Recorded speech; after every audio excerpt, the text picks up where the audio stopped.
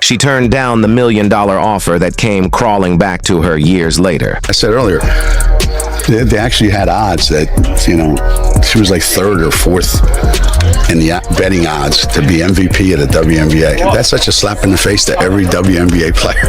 It's unbelievable. Revenge doesn't always roar sometimes. It whispers. One decision, one word, and suddenly an empire crumbles. For Caitlin Clark, revenge wasn't about firing shots on social media or clapping back in interviews. Her revenge was devastatingly simple. She said no. No to GENO AURIEMMA. No to UConn's legacy. No to the $1 million offer that came crawling back to her years later. On paper, it looked insane who walks away from over $1 million for just 8 weeks of basketball. But this wasn't just a contract. It was the lifeline of a man who once dismissed her, belittled her, and treated her like an afterthought. When Clark turned it down, she didn't just reject a paycheck, she humbled the man who never thought he could be humbled. It's the worst part about new fans. They have no perspective. There's no context. So they just say ridiculous. It isn't just about points, assists, or trophies. It's about power. For decades, GENO AURIEMMA was the gatekeeper of women's basketball, the coach who decided who mattered, who got the spotlight, and who faded into obscurity. But Caitlin Clark flipped that script. She didn't need his approval, his program, or his checkbook. She built her empire without him, and when he finally reached out, she turned him away with a quiet authority that said, "I don't need you. You need me." Every revenge story starts with a mistake. GENO's wasn't a blown play or a bad timeout, it was arrogance. Pure, blinding arrogance. Before Clark became the face of the sport, before the sold-out arenas and record-shattering TV ratings, she was just a kid with a dream. She admitted it openly. UConn was the coolest place on earth. What does bother me is some of the people I deeply respect, their basketball credentials, their basketball history, their commitment to basketball and women's basketball, I think have really not covered themselves in glory with some of this commentary. The dynasty. The empire. The home of Taurasi, Moore, Stewart, the mountaintop of women's basketball. For a girl growing up in Iowa, there was nothing bigger. And when recruitment time came, the path seemed obvious. The most electrifying talent of her generation, pairing with the greatest recruiter the game had ever known. But the call never came. GENO never picked up the phone. He never called Clark, never contacted her parents, barely sent a message through her AAU coach. For the greatest recruiter of all time, that silence was deafening, and it wasn't an oversight. It was a choice. The message was clear. She wasn't their priority. His excuse? UConn had already locked in Paige Buchers, and he didn't want 2-point guards. On the surface, fine. But then came the insult. GENO suggested that if Clark really wanted UConn, she should have called him. Think about that, the coach who built his legacy on spotting once-in-a-generation talent before anyone else decided Caitlin Clark wasn't worth the effort, then blamed a teenager for not chasing him. That wasn't just a recruiting miss. It was disrespect. Delusional fan base that follows her disrespected the WNBA players by saying she's going to go in that league and tear it apart. The kind you don't forget. In return, Clark quietly filed it away. If GENO didn't believe in her, she'd go somewhere that did. So she chose Iowa, a program without UConn's banners, mystique, or dynasty glow. To many, it looked like a consolation prize. But for Clark, it was liberation. At Iowa, she wasn't Paige's shadow. She wasn't GENO's afterthought. She was the recruit, the one who would carry the program. And from the second she laced up in Iowa City, she rewrote the script. Her logo threes weren't just shots, they were statements. Her sold-out arenas weren't just crowds, they were proof. Her record-breaking TV ratings weren't flukes, they were receipts. Every basket, every viral highlight, every broken record was a reminder. You missed this. Meanwhile, GENO doubled down. Instead of humility, he leaned into arrogance. He brushed her off with condescending sound bites. calling her a kid playing like she's in the driveway. Instead of acknowledging her as a generational force, he tried to shrink her brilliance into something ordinary, but ordinary doesn't sell out Madison Square Garden. Ordinary doesn't drag the WNBA into mainstream relevance. Ordinary doesn't change the game next. She's got the wrong skill set to handle the physicality of that league, and she's a rookie. And that's where the irony cuts deepest. Geno closed the door when Caitlin Clark knocked. He thought she'd fade into just another good player. Instead, she built the biggest empire women's basketball has ever seen without him. And when he finally circled back, contract in hand, Clark didn't rage. She didn't gloat. She simply said no. And that one word cost him more than a championship loss ever could. GENO AURIEMMA just couldn't help himself. Anytime Caitlin Clark's name came up, he found a way to drag her back into Paige Buecher's comparisons. If Clark was fearless, well, Paige was too. If Clark connected with fans, so did Paige. It wasn't random. It was strategy. By tethering Clark's rise to his chosen players, Geno kept himself in the spotlight. He wanted the world to believe her success was nothing new, just another branch of his dynasty. But backhanded compliments wear thin, and people noticed, fans noticed. Analysts noticed, other coaches noticed next. Original fan base that follows her disrespected the WNBA players by saying she's going to go in that league and tear it apart. There were actually odds on like she's third or fourth in betting odds on being MVP of the WNBA. These people are so disrespectful and so unknowledgeable and so stupid that it gives women's basketball a bad name. Okay, so the kid was set up for failure right from the beginning. They saw through the act. Clark's brilliance didn't need qualifiers. She was drawing bigger crowds than most professional franchises, breaking records the sport had never seen, and rewriting the conversation around women's basketball.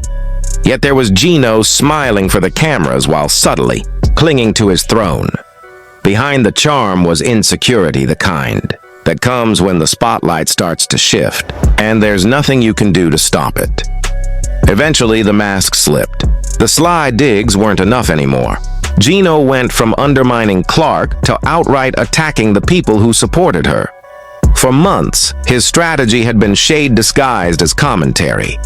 But in June 2024, during an interview on The Dan Patrick Show, he crossed a line he could never walk back. The Hall of Fame coach, the man who was supposed to represent the pinnacle of women's basketball, didn't just question Caitlin Clark. He went after her fans. He called her supporters delusional, said they didn't understand the game, and unbelievably, he claimed they were so clueless they were damaging women's basketball itself.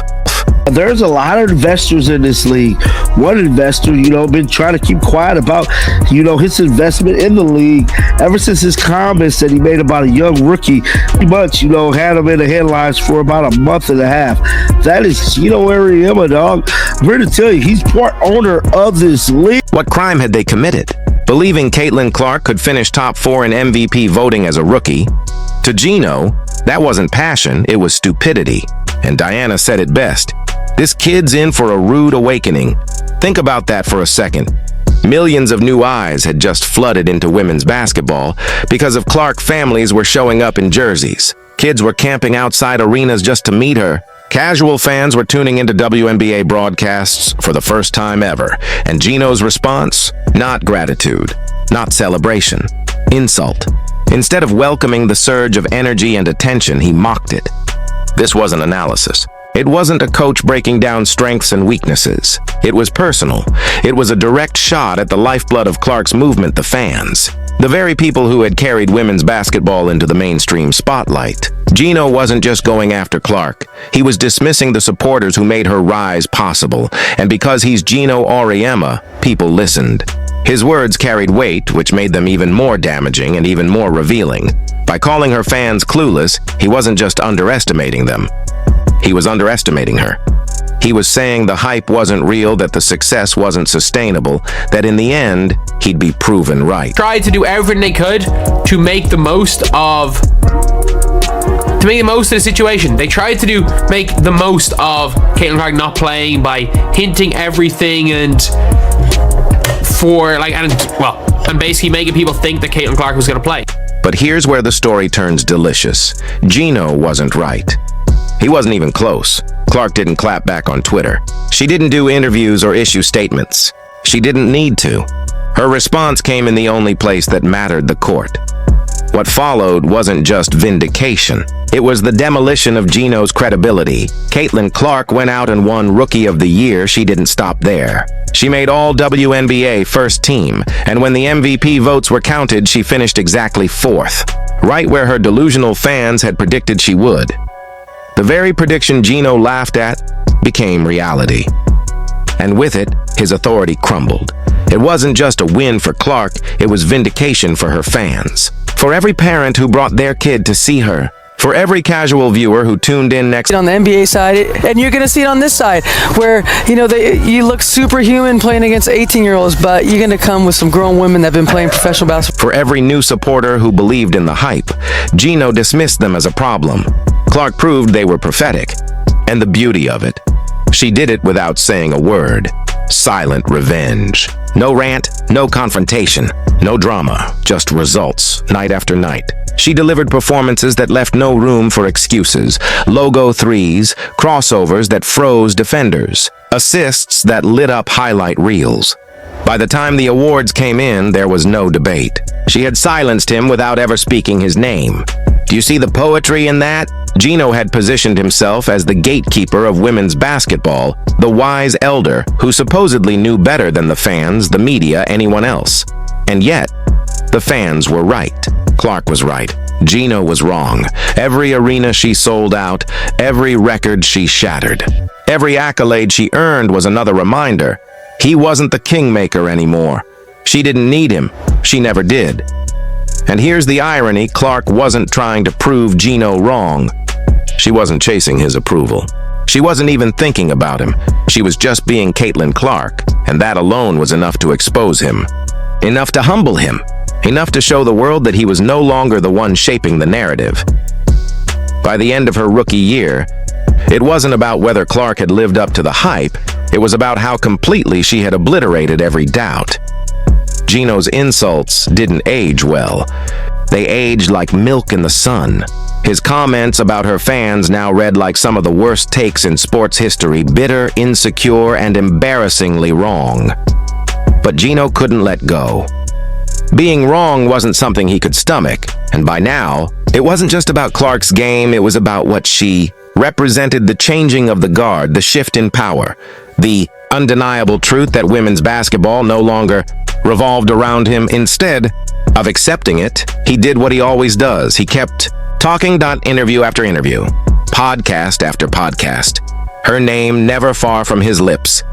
And every time, the pattern repeated: a little praise, a little dig, a compliment wrapped in a disclaimer. But the more he talked, the more obvious it became. Caitlin Clark wasn't just rewriting the record books, she was living rent-free in GENO Auriemma's head. At some point, words stopped being enough. GENO Auriemma had spent months trying to shape the narrative with sly comparisons, backhanded compliments, and digs at Clark's fans. But Clark kept winning, kept shining, and his influence kept shrinking. So he pivoted. If he couldn't control the story with his words, maybe he could do it with money. That's how the $1 million offer came into play. By then, GENO had tried everything. He ignored her as a teenager. He brushed off her rise. He belittled her supporters. He tried to reframe her stardom as just another byproduct of UConn's dynasty. None of it worked. Clark kept climbing, and GENO kept fading.